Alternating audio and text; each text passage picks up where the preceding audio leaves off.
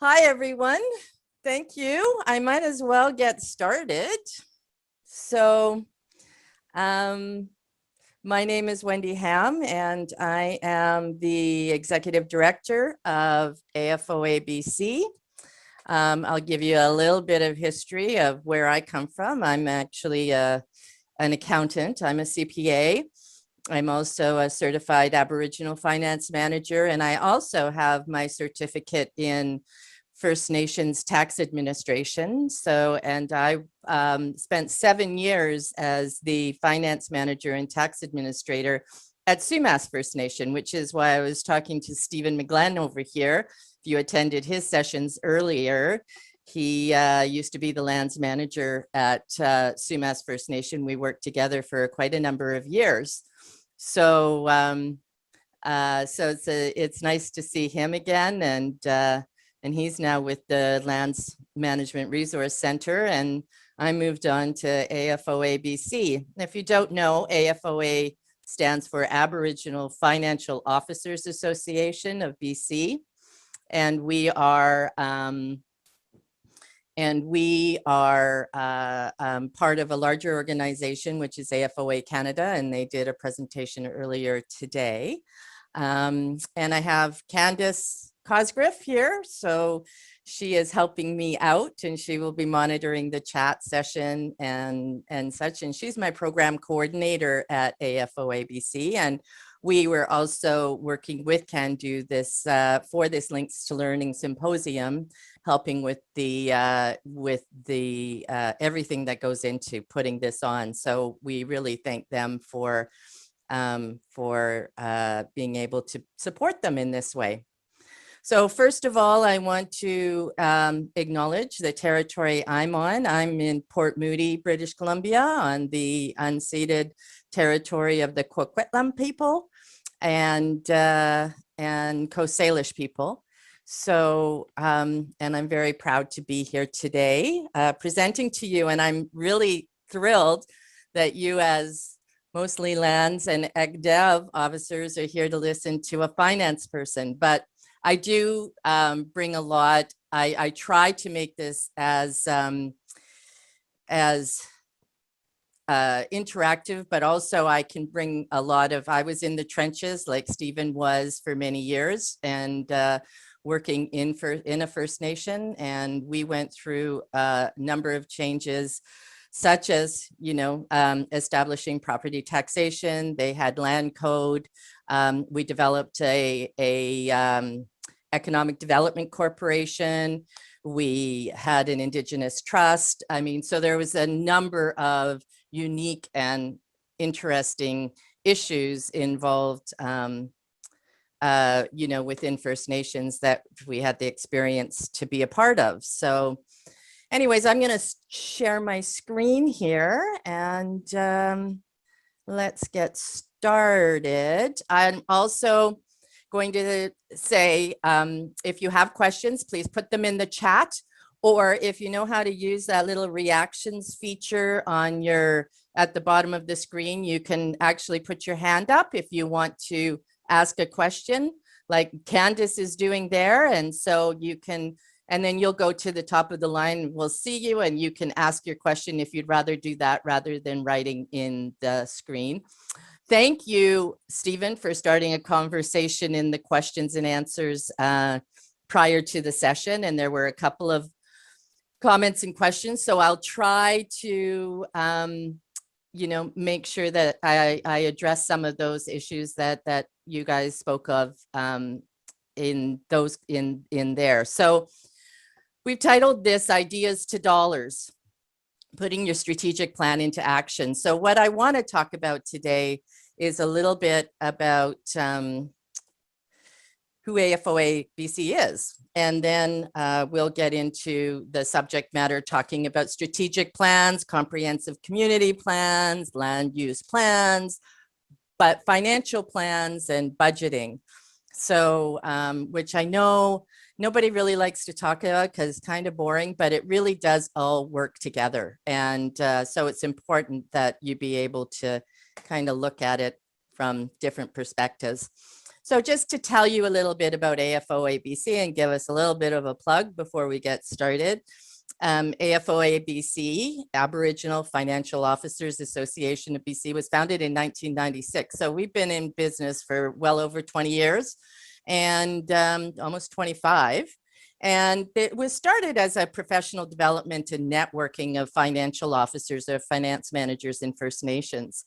But now we've grown, as have all First Nations in their wealth and such. And our mandate is now inclusive of nation administrators, department managers, elected officials, economic development corporations, and even community members as well.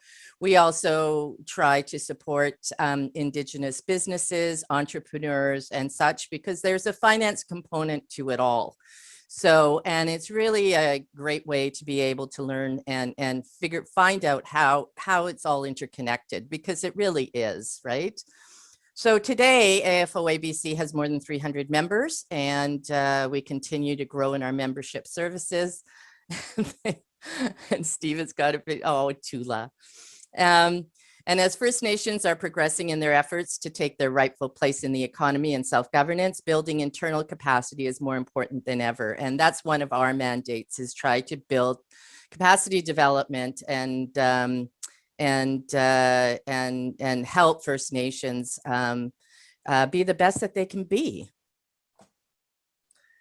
So let's talk about strategic business and financial plans. That's kind of where the basis of this whole discussion is going to be starting from, right? Is you know, planning. And that is, you know, it's probably, it's the largest. It's kind of, where do you start, right? But really, you need to start with your community.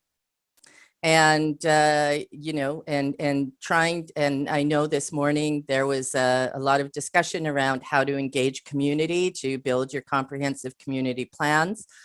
And that's really where the community can tell elected officials and, you know, administration where they want to see their community going, you know, whether it's developing wealth through economic development or developing their lands for their own pleasure, and, you know, and a variety of both. So, so out of that comprehensive community plan comes a number of plans, right? But that's kind of your starting point.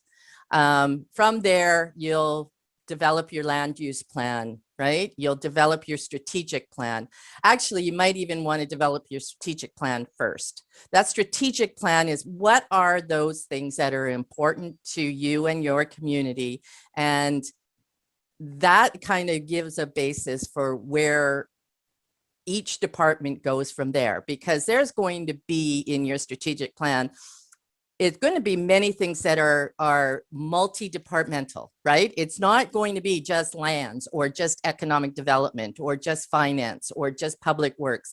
Those all have to work together to be able to achieve those grander goals that you're looking for, and in the longer term. And from that strategic plan, then you start to build those departmental plans.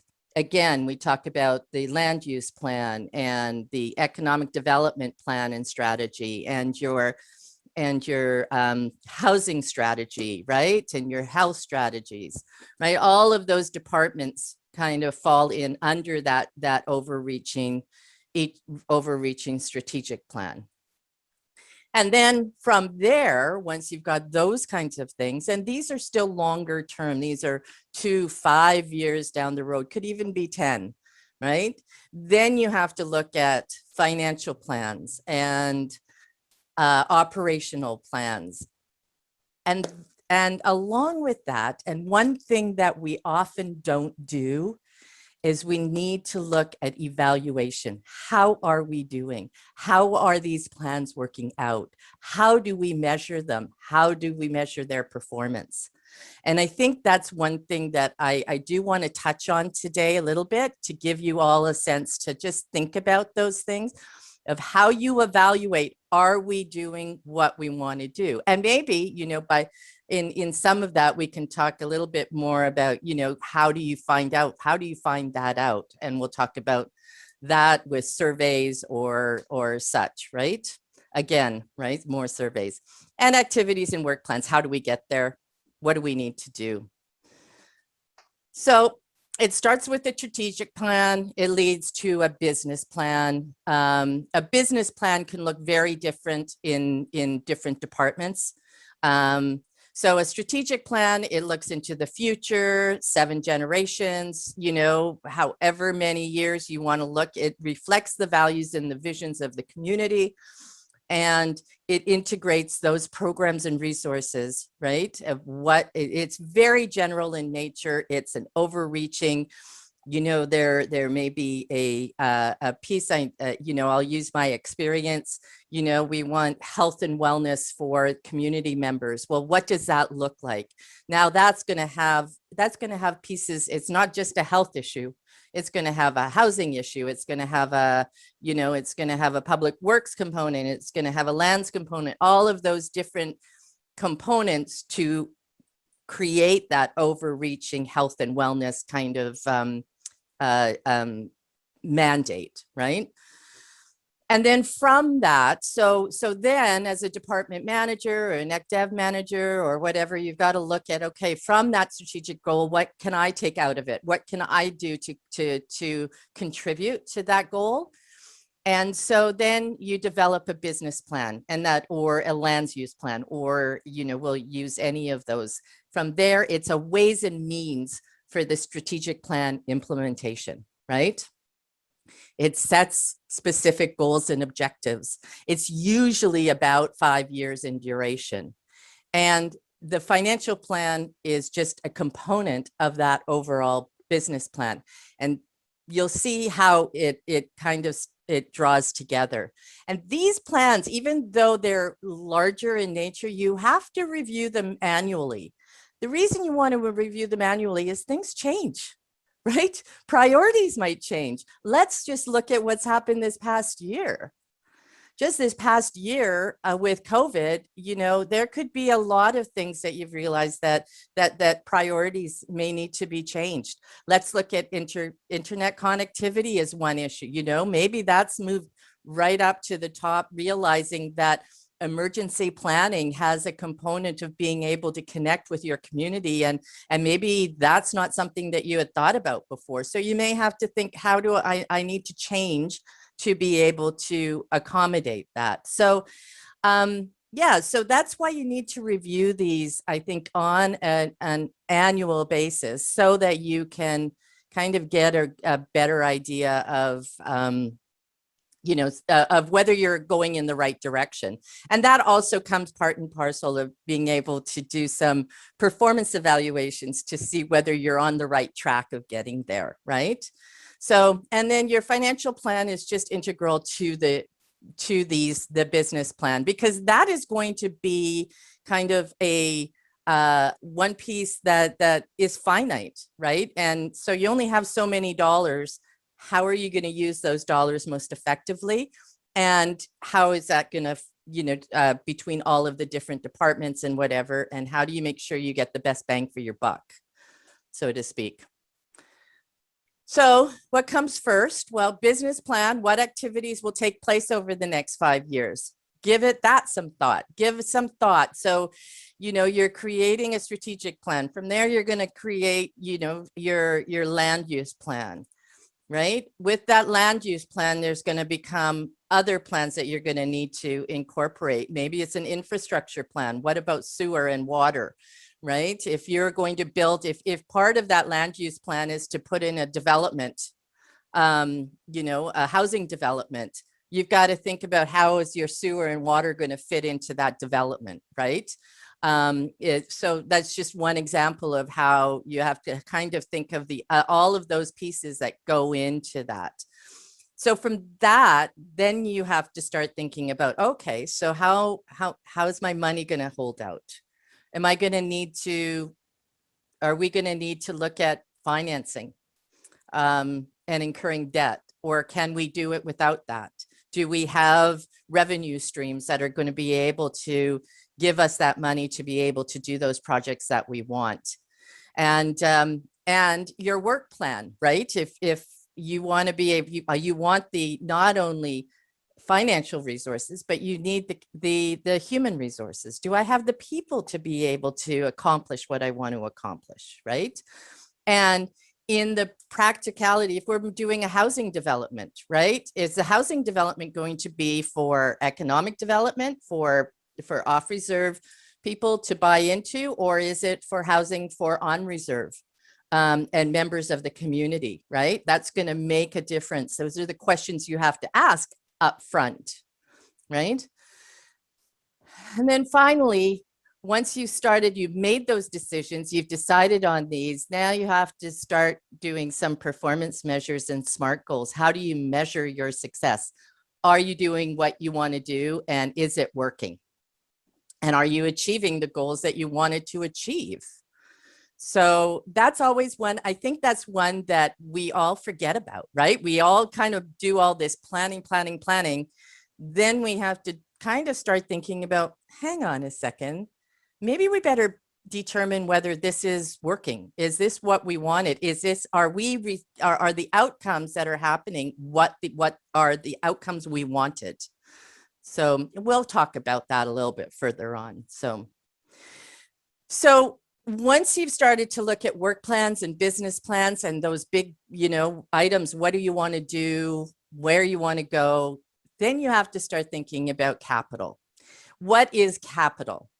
Okay, well, capital is, in accounting terms, capital is any good that, or is an asset, something that lasts for longer than 1 year. That's kind of the terminology of a capital asset. But generally speaking, for example purposes, it is anything like infrastructures, roads, bridges, buildings, cars. All of those things are considered capital. They're things that that you will not purchase every year.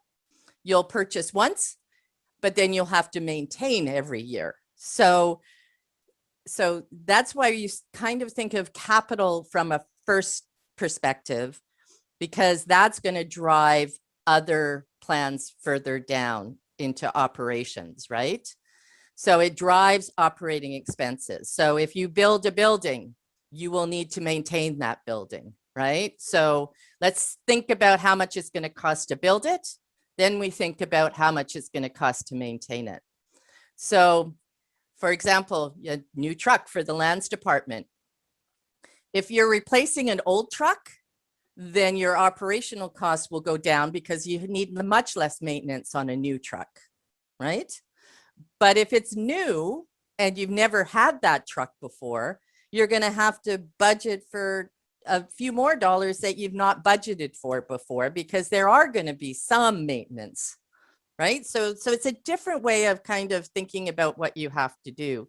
Maybe you're going to build, maybe you're an ec dev and you're an ec dev officer, and one of the strategic goals is to train staff for businesses that are coming on reserve so that they can get employment in those businesses. You might build a training facility for them, right? So you'll have to think about the operational costs of running that building, right? Perhaps program costs. If you're going to do training programs, how much is that going to cost? What kind of training programs you're going to do? So I'm just trying to give you an example of how the capital will drive your operating. And so using that kind of stepping stone approach into driving down to your operational budgets makes it a little bit easier, because it can answer your questions as you go along. So when you do your capital budget, you should be looking 5 to 10 years out. And I'm not going to say that that will be static for that whole 5 to 10 years. That is what you're hoping to achieve. Because when you look at it from a larger perspective of all departments, there's going to have to be some synergies, right? Between the different, you don't work in, if you're in lands, there's going to be stuff that you need to do before ECDev can come in and put a development on there, right? Public Works is going to have to come in. So there's got to be some cohesion around that plan, so that you're all working together towards that common goal. And that's why, this is where your strategic plan kind of, it starts from there. And now you all work together to try and get to that strategic goal, right?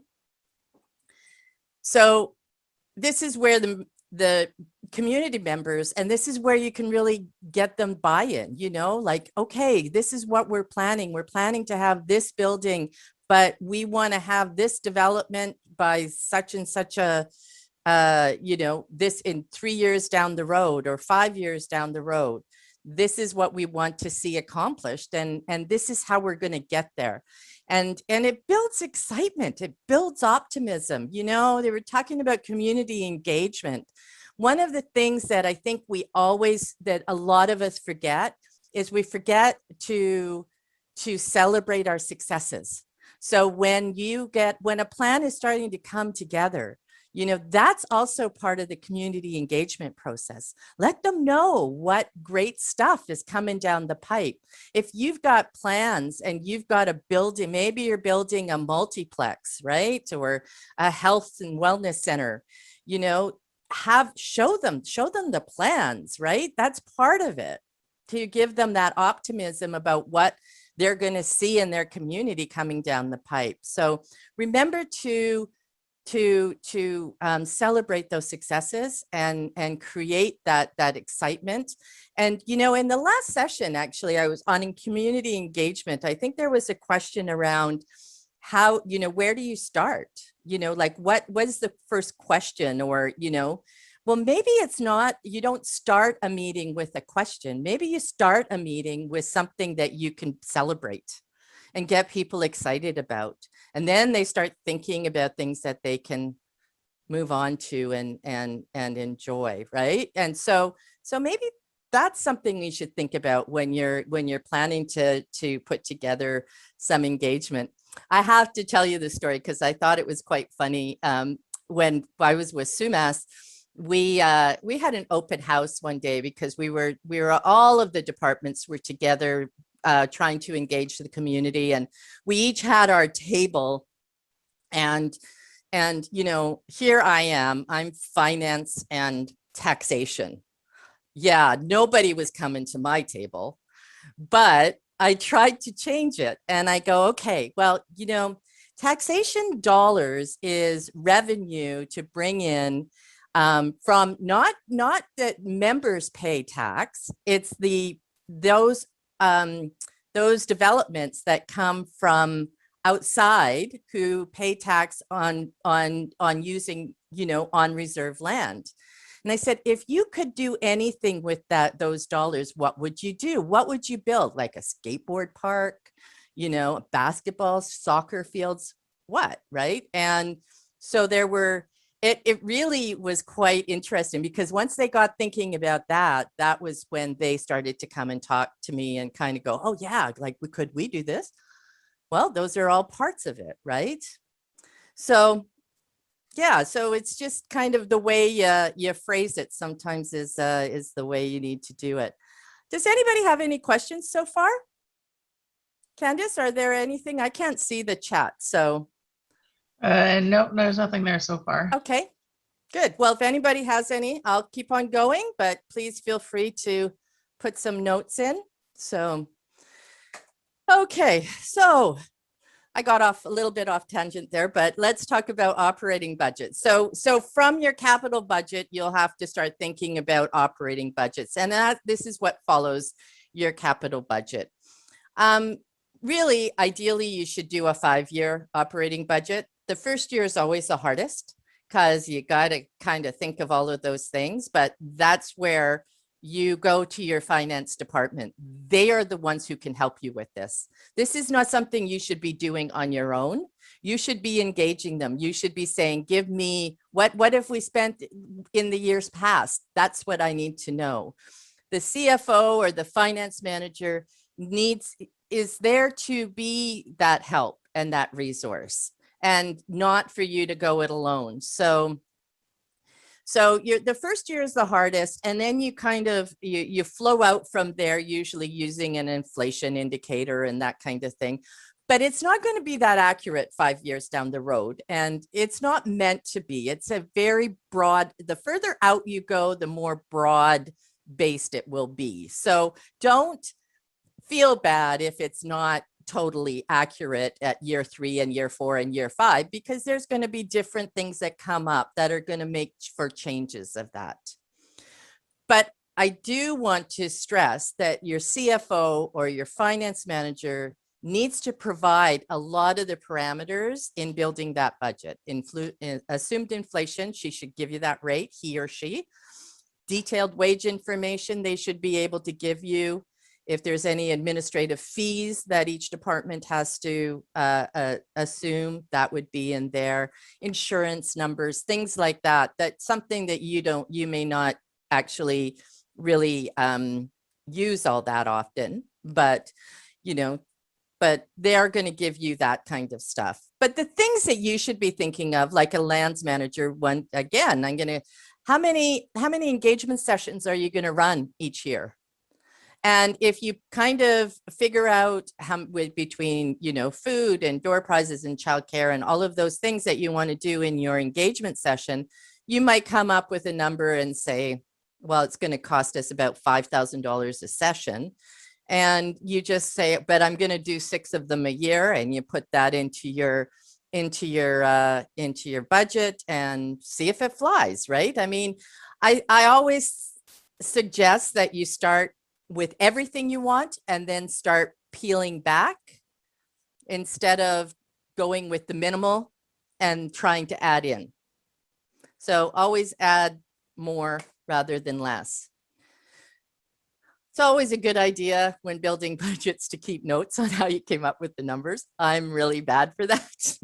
I'll go and I'll figure something out and I'll say, okay, this is what this number represents. And then if I don't write it all down, I completely forget how I got to that number. So it's just a little thought that you might want to consider. But, and then consider things like fixed and variable costs. So what is a fixed cost and what is a variable cost? Well, it's pretty much, it's what it says. Variable costs vary. They vary by the number of people, depending on, or they may vary by the number of events or such. Fixed costs are those costs that are maintained no matter what you use it for. For example, I'll use a photocopier as an example. The photocopier lease is a fixed cost. It's going to be the same amount for 5 years. What's going to vary is the number of copies that you do. And that's a variable cost. So the number of pages that you photocopy is going to be variable based on a number of copies you do, but the cost of the photocopier is going to be the same. Right? So those are the kinds of things that you need to consider. Look for economies of scale with other departments. If there are things that, and usually that's what those kinds of economies are usually incorporated in administration fees. Not every department goes out and gets their own insurance plan. That insurance plan is for the whole government, but it is spread across all departments. And so that's what we talk about, economies of scale. And the managers in each department are usually know the best of what is needed. And that's what I think is so important, why it's so important that, if you are a manager of a department, you are the expert, and it should be your expertise that needs to go into these. But you look to the finance department for help and support. They can give you historical numbers. They can give you all sorts of information that way, right? So you can always look to them.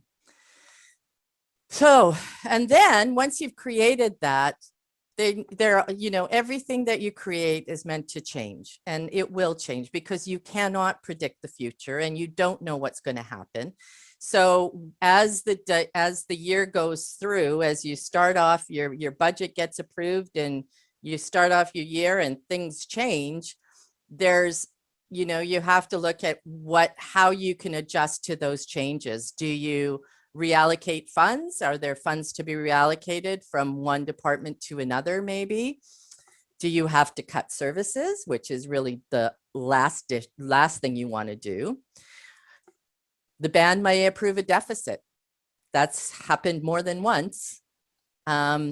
Or maybe new funds have come in. So new funds have come up, then you can provide budget for new funds. So there's lots of options. It's always changing. It's always doing some, you know, it's always changing, and there's always solutions to the problems that you come up with.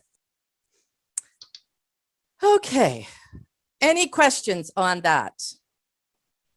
We do have a couple comments in the chat. The first one is from Stephen, just saying that one challenge he's seeing across Canada from a lands perspective is that some lands managers have direct control over the budgets, or at least are a part of the budgeting process. And some lands managers have no input into their annual budgets. Yeah, I find that really unfortunate. You know, that to me is unfortunate, because I think that as lands managers, you have a unique perspective on what the lands department needs, and having no input. I mean, I just would not recommend that. I don't think that would make it really hard to be, well, never mind that you have no accountability and no responsibility to it. So, I mean, that is unfortunate. And I think I would hope that would change as time goes on. And because I think that, you know, like I said, if you're a manager of a department, you should have some accountability and responsibility to the budgets of those departments.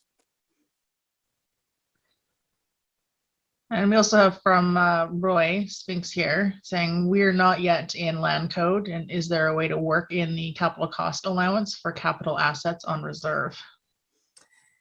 Well, the capital cost allowance should be, regardless of whether you're under the Indian Act or in land code, that doesn't make any difference from a capital perspective. Land is actually, you know, whether you're in land code or not, the value of the reserve land is not listed on your financial statements, and land actually on financial statements is not depreciated. So there's capital cost allowances. Is not something that you would necessarily need to deal with. If you're talking about buildings and such, you would still, I mean, it's called depreciation, but those allowances should, as part of your financial statements, would be depreciated over time.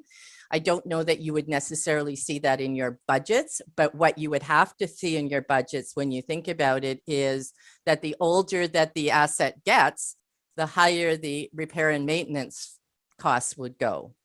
And at what point, this is where the decision comes, right? This is where the strategic decision point comes, is at what point do you determine that the repairs and maintenance are too high and you should replace?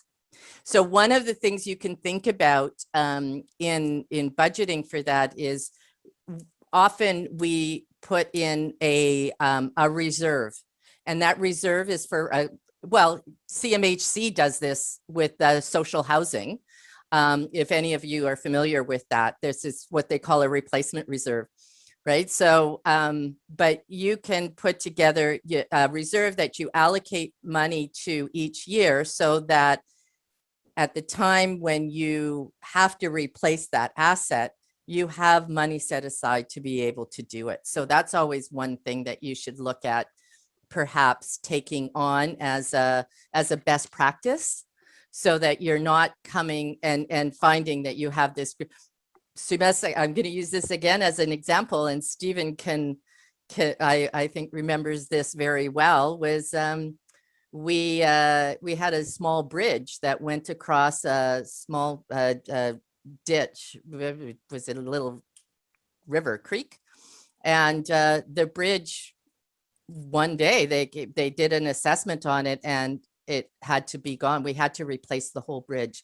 We didn't have we didn't have any replacement reserve. We had nothing that we set aside for this, but it was an over a $300,000 ask that we had to deal with. So, you know, I mean, that was a pretty significant cost to have to happen all at once when you're not expecting it. So that's a good example of, you know, not planning for those kind of replacements over time.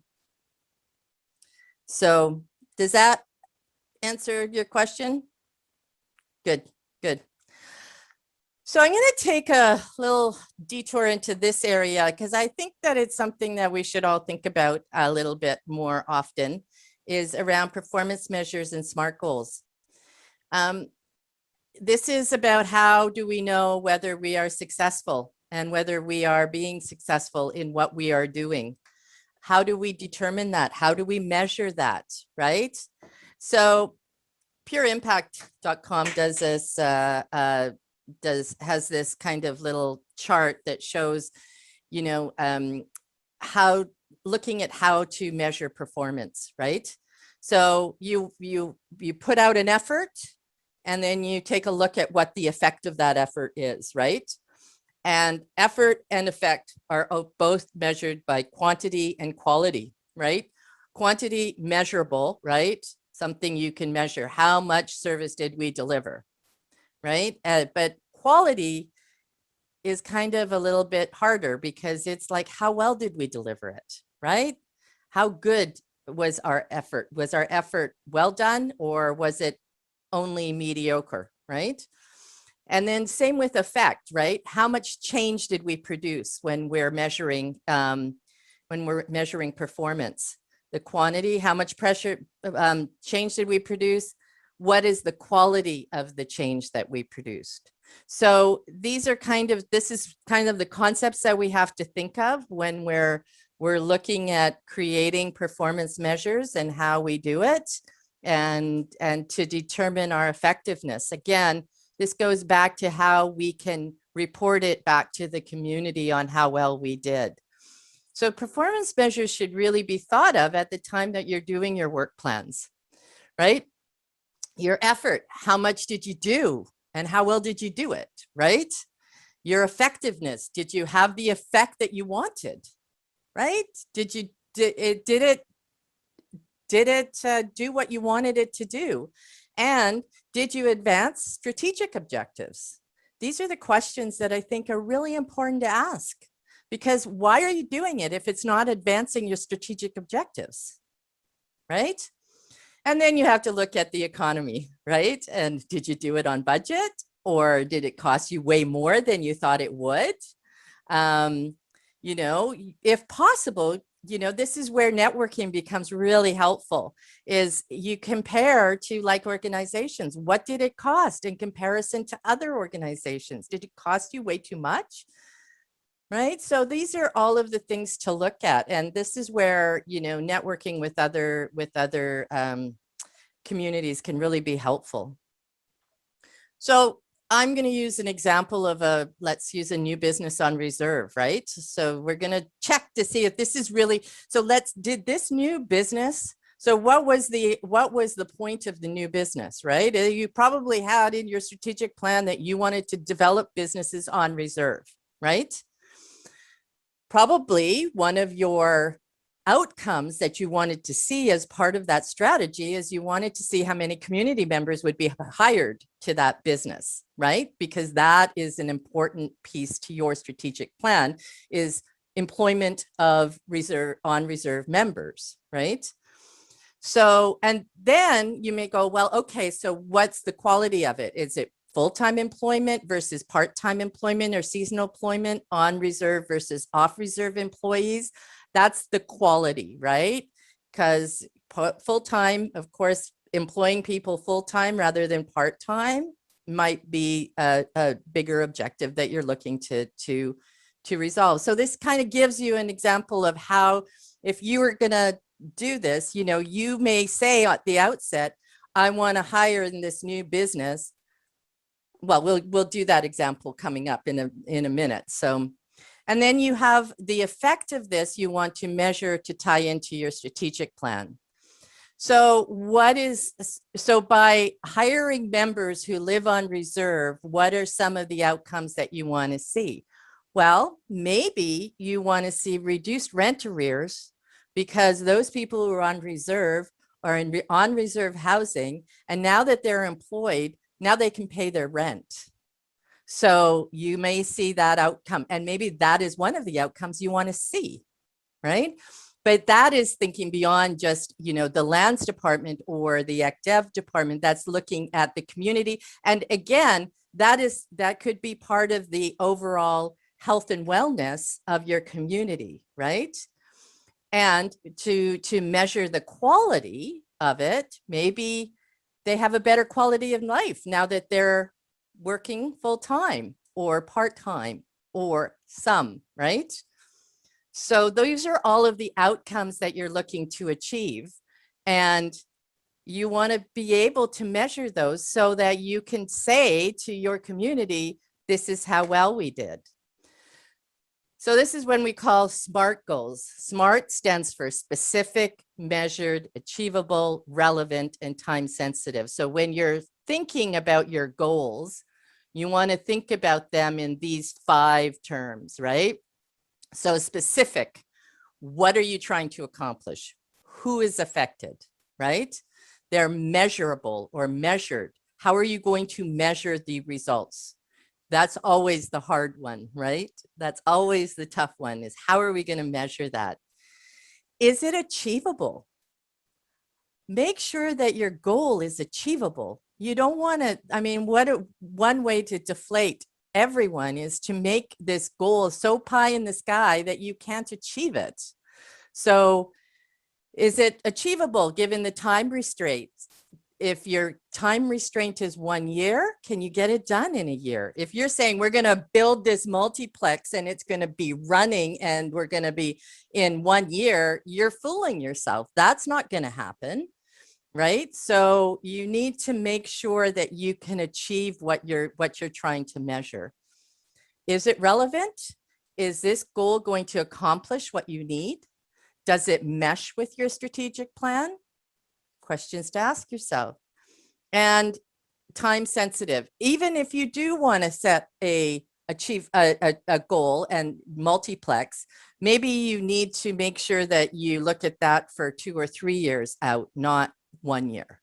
So these are just, SMART is always the way to think about all of those things you need to think about when you're thinking about your goals, right? Okay. So let's talk about performance measures to SMART goals.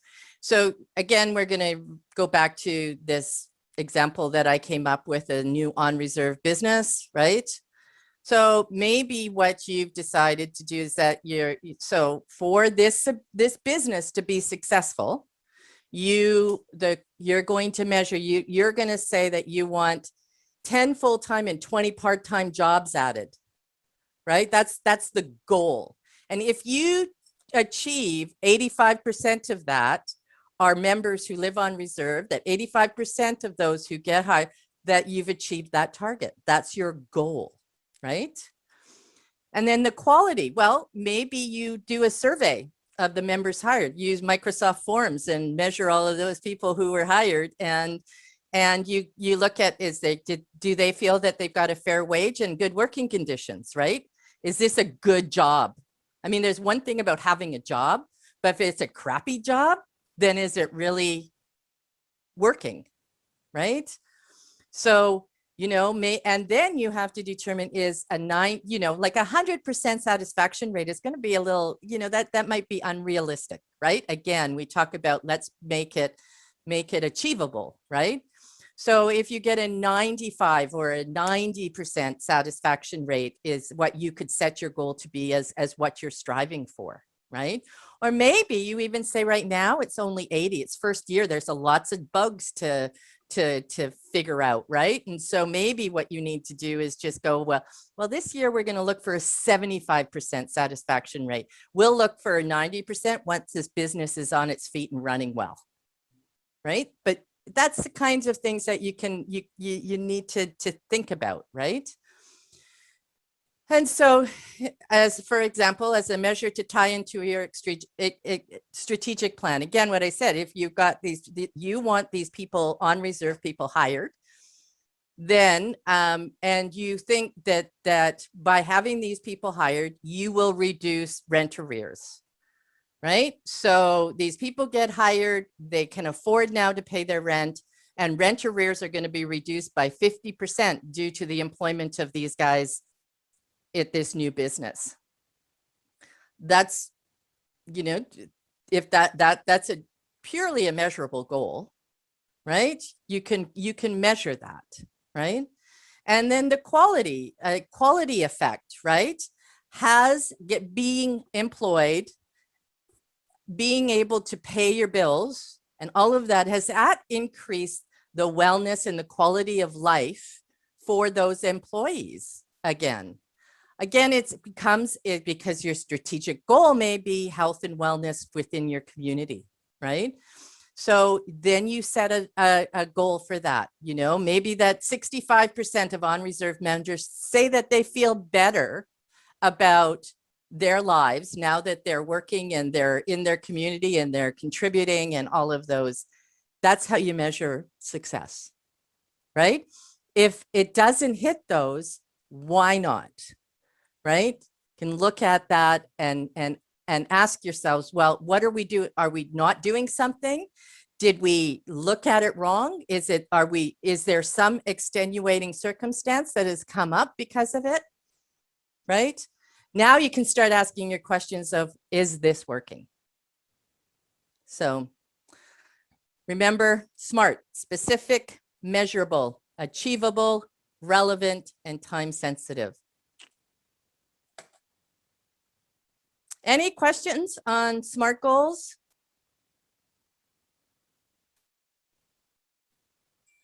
I know it's a lot of stuff all at once. Stephen. Hey, yeah, I just wanted to say I really love hearing that piece about performance management. At the Resource Center, we provide support for planning, and I just feel like that monitoring and evaluation of plans is the final piece to kind of complete the planning cycle. And yeah, and I really appreciate seeing that, and that's something that at the Resource Center we're trying to develop some resources and help nations, figure out how to report back on their plans and identify those targets and goals and indicators to actually say what we're doing is helping the community. So I just want thanks, Wendy. Yeah, well, thanks, Stephen. Yeah, no, I agree. I think we always forget about that, right? Like, it's something that we have to do to really measure to see that we're being successful. And it's a great way to be able to take back to your community or take back to the community when you can say, hey, this is the goal we set, and guess what? We reached it, right? I mean, it's pretty powerful to be able to do that. And so I think it's something that we often don't think about when we're doing all of this planning, right? All of this other stuff. We forget to celebrate those successes and how those are how they are being successful and how they're working for us. So I know, and I do, I think that we can all, I think it resonates with a lot of us for sure. So we're going to go on. Thanks, Stephen. And if there's nothing else, I'll go on and continue on. I just thought that now, after talking all of that, I would give a little bit of an example of pulling this all together and trying to see, what we need to think about when we're looking at a project, right? So how am I doing for time? My screens are all, I can't even see what time it is. Am I still within? Oh, we got about 10 minutes. Ooh, okay. So I'll just go through this rather quickly because I do want to leave some time for people to give their thoughts and questions and comments.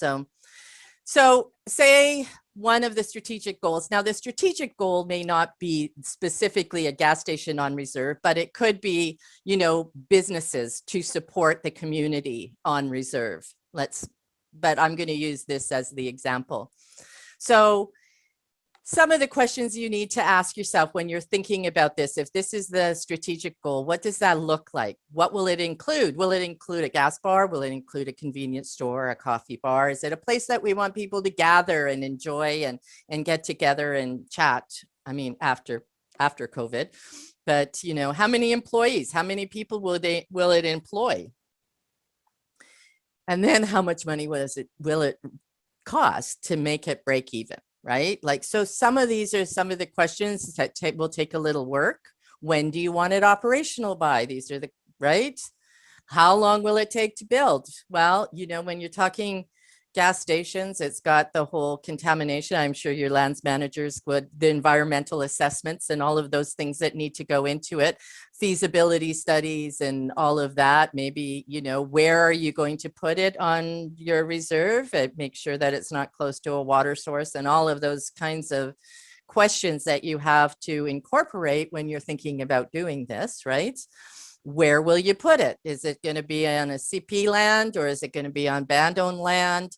The, you know, lands department, of course, needs to be very involved because that's going to be part of their, that's got to be part of their, you know, thoughts, right? When dealing with, you know, an on reserve, it's a band owned. If it's not going through if it's going through the ECDEV Corp, or is the band going to do it? Or, you know, there's a variety of questions you have to ask yourself, and you have to incorporate the different departments. Public Works, is there water that goes there, sewer, all of that kind of thing, right? Is it going to be through funding? Can you do acres, right? Or do you have to, or some other form of funding if you can get, you know, funding through the ECDEV, right? Corp, or I'm not sure which ones are which, but you know what I'm talking about, right? Those different funding pots, right?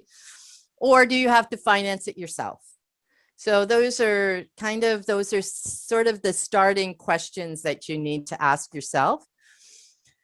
Maybe you need to determine a 5-year time horizon, right? Year 1 is pre-planning.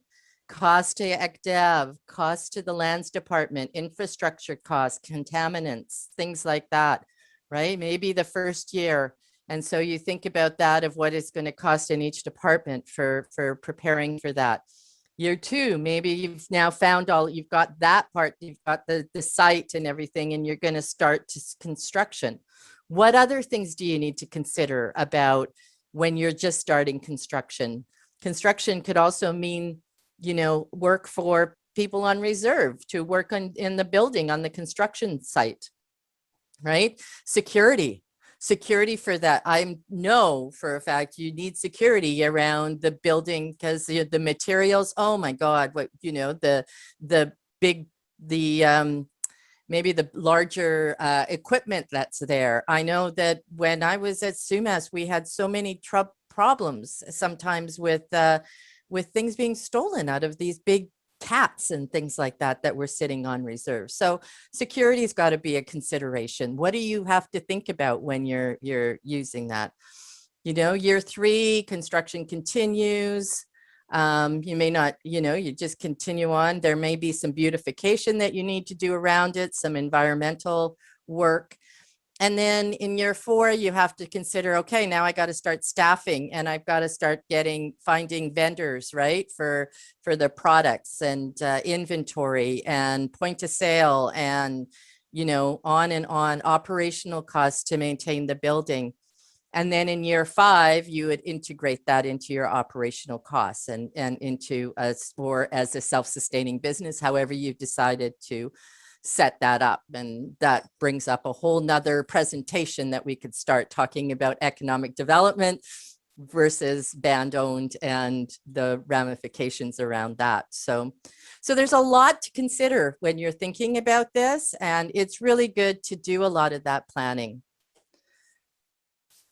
So looking to the future, I love this saying. Here's what I know about the future. It happens as a result of what we do today. And I think that is so true when you really think about it. It is a result of what we do today. So what do we need? We need clear strategic goals. That's really important because that really steers the ship, the whole organization in one direction. Start with wish lists, from a capital perspective. What if you had all of the time on resources in the world, where would you start? What would you want to see built? And then you start taking those and putting the puzzle together. Partner with other departments to build economies of scale and to work together to see these projects come to fruition. Find innovative ways to achieve your goals. I know we've all got some stories that we can tell of innovative ways to achieve goals, and set performance measures and SMART goals so that you can determine whether you're being successful.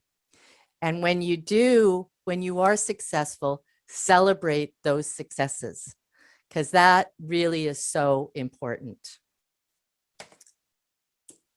And with that, I'm going to say thank you. And I'd like to be able to open this up now to all of you. I'd love to hear some comments and questions. Let me stop sharing here and see if there's some comments and questions that Michael, I see, has his hand up. Go ahead, Michael, unmute yourself. Hi, hello. Good afternoon, Wendy. Thank you so Hi. much for taking that. So I was just really curious, and I would love to continue on with just the gas station example there on that. Just looking at the overall picture of those plans, if you were wanting to build a gas station, you would put that into a strategic plan and that kind of stuff. But beforehand on that side, when you're creating the actual land use plan and the CCP and stuff like that, right? Once you had, like, if you were going to integrate that gas station into those strategic plans down the road, would that gas station be identified in the CCP or the land use plan, or be more something like we want to develop these lands for economic use, and it can be these kind of areas or these type of developments, but it doesn't really identify the gas station or types of businesses that they want to do until what part of the plan, the land use plan, the operational plan, like kind of what level of detail do they want to get into until they kind of flesh that out, I guess. Yeah, what comes first, the chicken or the Yeah. egg, right?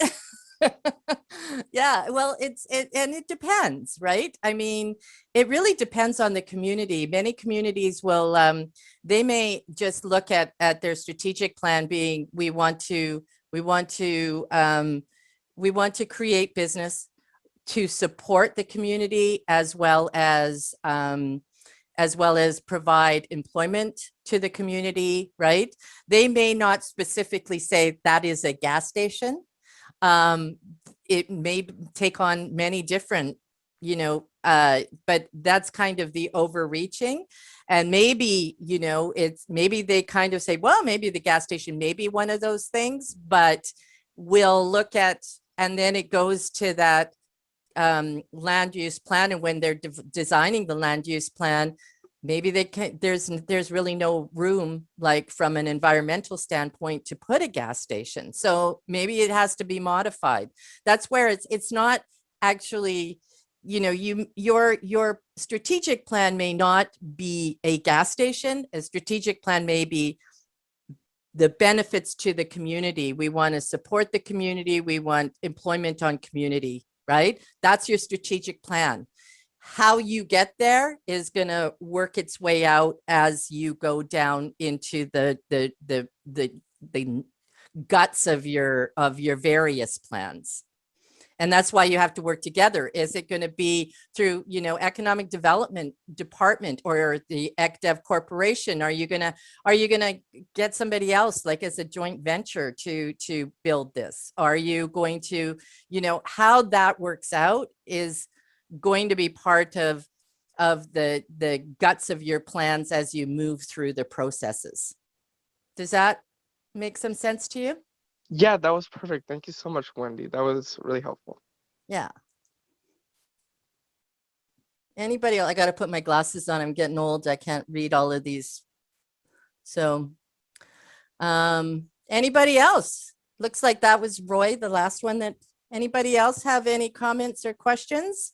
Please feel free to unmute.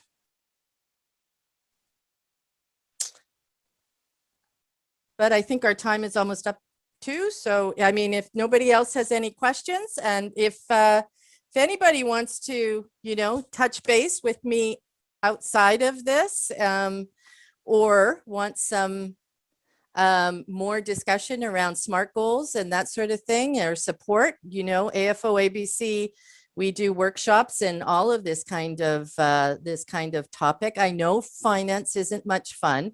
One of the really good projects that we do, or workshops that we do, is we will actually take the financial statements of your community and do a workshop just on how to read them. And I find that incredibly helpful, especially to department managers. Michael, you had your hand up again. I don't want to stop you from talking. Oh, yes. Perfect. No, I would love to let you go first. I just thought I didn't want to take anybody else from asking questions, because I knew the other session started. But if nobody has any questions, I thought I would just ask another one potentially. But I would just love to know, on that performance side, where you're looking at the performance metrics of kind of how much employment, or how much, a raise you can save, or how much taxation for leases, whatever, right?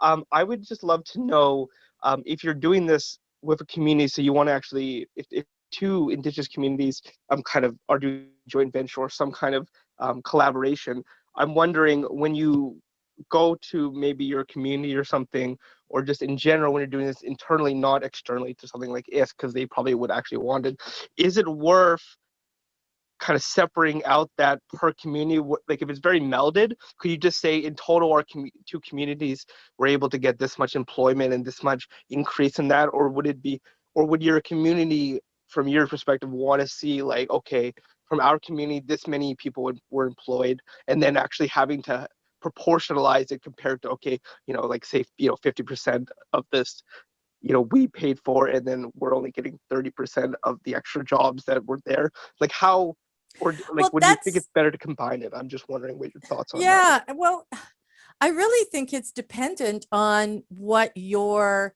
in going into the project, when you go into the project with another band, and determine what, maybe that's when you should set out that, what is it that you're trying to achieve, right?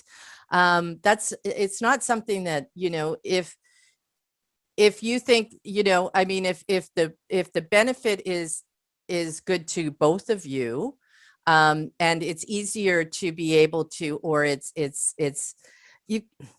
One of the things that I will say is that you don't want to make it too much work to try and find these outcomes, then it becomes for the outcomes to get, right? You have limited resources, so you want to make these goals and how you measure them and how you devise them, something that you can measure, and that you can measure fairly simply, whether it be through surveys or whatever. If you make them too difficult, like, I'm going to choose, but I want to know how many from this band and how many from this band, that might be starting to get too in the weeds. So maybe just having a more broader outcome would be enough to show success. But it really is dependent on what is success to you and your community. And to be able to measure that in a fashion that doesn't pull your hair out and trying to come up with it. And I know it's not really a definitive answer, but I think that it's something that I think it's really up to your community to want to know whether it's, just the measurement on your community side, or the whole business that as a whole. And maybe you do it as a whole, and if you can easily pull out some information from there, then do so. But I think that when you start to get too in the weeds, you sort of defeat the purpose. Okay, right? perfect. No, Wendy, that was exactly what I was wondering, and that was a perfect answer, because sometimes I do get a little bit into the weeds, and you want to look into it and make sure it's like as specific as you can. I'm somebody who's doing a CPA in accounting, so I'm sure you can understand that, you know, sometimes Oh, they yeah. want us to be as Us- specific as Us possible. number But people. yeah, exactly, and I definitely get that. That's what I wanted to see is, yeah, sometimes it's like it's not as beneficial to get in those weeds. It's just better to have that if it's highly integrated. So thank you Yes. so much, Wendy. That was perfect. Okay. Okay, well, you guys, I think that my time here is up, but if you do want more information or want to talk or want some, you know, talk about SMART goals and such, you can get my information from the app, and thank you very much for all attending. Thanks again.